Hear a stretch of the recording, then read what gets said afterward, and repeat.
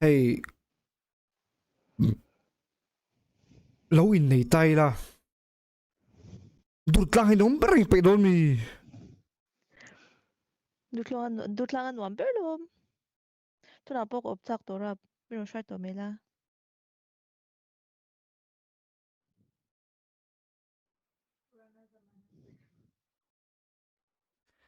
acha zo na chana chata ka ni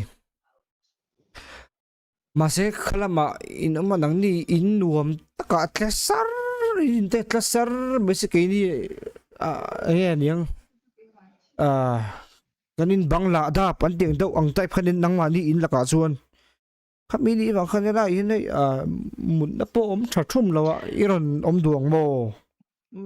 Kampangay birthday na bula chuan khoi phuna poni se ka du reng. Chuan in chom me te ha tui sheet box ya. dap su ang hi na lo ra ade tak tak mo guys mo pe lawang kanin na chuan itia ka chomang je ani chuan Ka chawang ta kai man. mình đang mình chọn đâu yes let's go mình chọn rồi để cho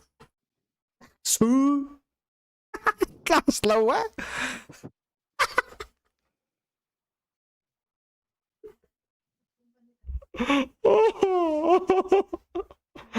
oro mình chọn cho nên oro login cái đủ lại lâu chân chú mình chọn cho nên lâu mấy chị anh đi thu đó nó tụi shop đó shop là điều lifeline đó lifeline cái hiện lúc đó cái tí lúc à cái mình về là cứ bảo con chơi cái tí nó cái này là cái mình chọn cho nó chỉ lâu pas nụ bụi lao cái đủ lâu cái lao đấy đó chỉ xin mình chọn cho nó đủ lâu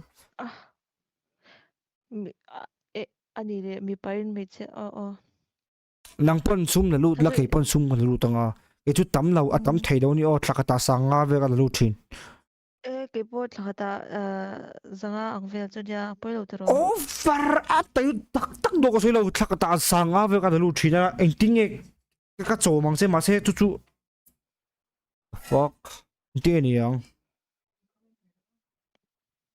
ti en don soi lok te yang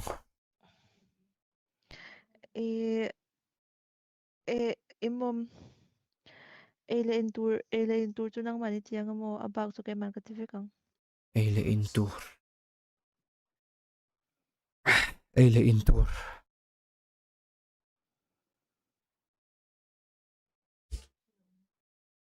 tour mo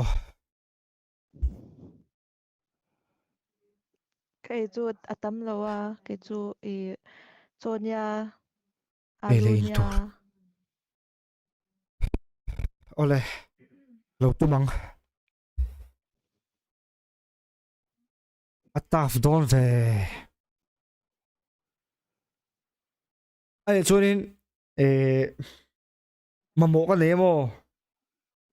mamo ka nei a kanin nei huna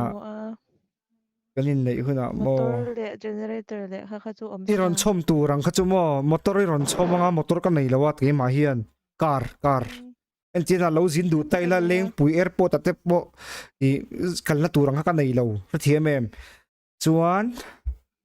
karena lo palta kin generator ka mo don boka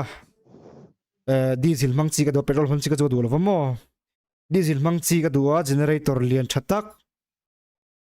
chuan